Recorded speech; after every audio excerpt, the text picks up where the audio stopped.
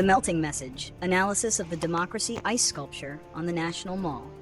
On October 15, 2025, a profound and deliberate act of conceptual protest art unfolded on the National Mall in Washington, D.C.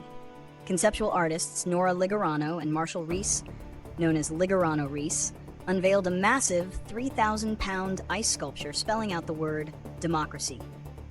This installation, titled Last Call, Democracy, was not intended to be a monument of permanence, but rather a visceral, time-bound symbol of crisis, designed to melt in the shadow of the U.S. Capitol. Summary and core analysis. The installation, measuring 17 feet wide and 5 feet high, was commissioned by the anti-war nonprofit Up in Arms, led by Ben & Jerry's co-founder Ben Cohen. The core message of the artwork is embedded in its medium and its fate. Its slow, inevitable disintegration under the sun translates the abstract concept of democratic erosion into a tangible emotional loss. As the ice dripped and cracked throughout the day, observers were forced to confront the idea that democracy, unlike the stone monuments of Washington, is neither self-sustaining nor eternal. It is a fragile, conditional state that requires constant vigilance. The location on the National Mall, the nation's premier stage for First Amendment expression, magnified the spectacle, ensuring maximum visibility for the artwork's urgent alarm. Reasons for the protest. Causes of perceived erosion. The installation was driven by a deep political anxiety among the artists and activists regarding the state of American governance.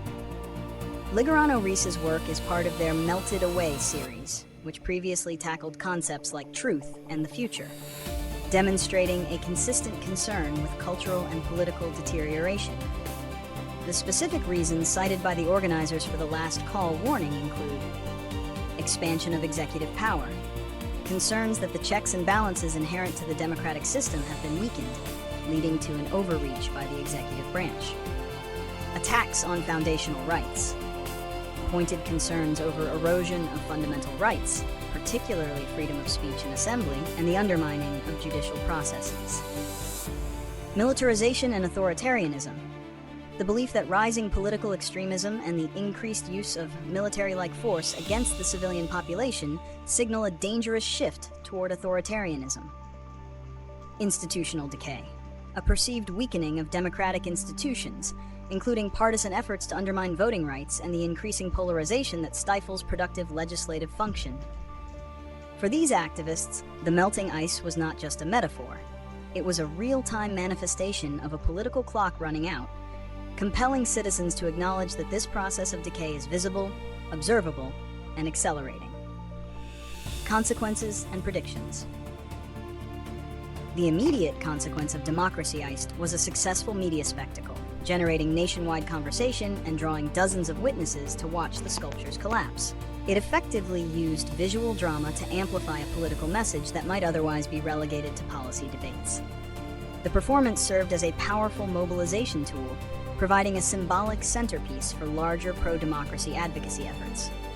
In the short term, the art reinforces the commitment of those already engaged in civil discourse. The prediction for the long term, however, is twofold. Positive prediction.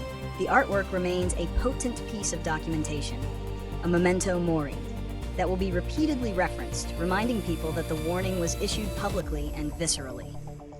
This documentation may fuel future movements. Negative prediction. If the political trends continue unchanged, the sculpture's disappearance will become a tragic, self-fulfilling prophecy. The ephemeral nature of the art could tragically mirror the transience of the ideal it represents, fading from memory along with the sense of urgency. The artist's final, cynical touch, collecting the melted water to distill and bottle, suggesting democracy does not come cheaply, underscores the fact that the preservation of democracy requires significant effort and often a financial commitment to activism. Solutions and call to action. While the art offers a stark problem, the associated activist campaign provides explicit solutions, revolving around the absolute necessity of citizen action. The primary solution is a radical increase in civic engagement and resistance. Active vigilance. Citizens must move beyond passive observation and actively resist perceived authoritarian trends, speaking up against injustice and government overreach. Policy reorientation. advocating for legislative change, such as prioritizing social programs, healthcare, education over military expenditure, a central goal of the Up in Arms campaign. Vote protection, defending and strengthening democratic infrastructure, particularly voting rights, to ensure the system remains accountable to the populace. In conclusion, Last Call, DemocracyICED, was an exceptionally potent, highly publicized performance that utilized the vulnerability of ICE to translate political dread into a public warning. Its powerful allegory demands that observers choose their role, to stand idly by and watch the ideal melt into nothing, or to heed the last call and work actively to solidify the principles it symbolized before they are lost entirely.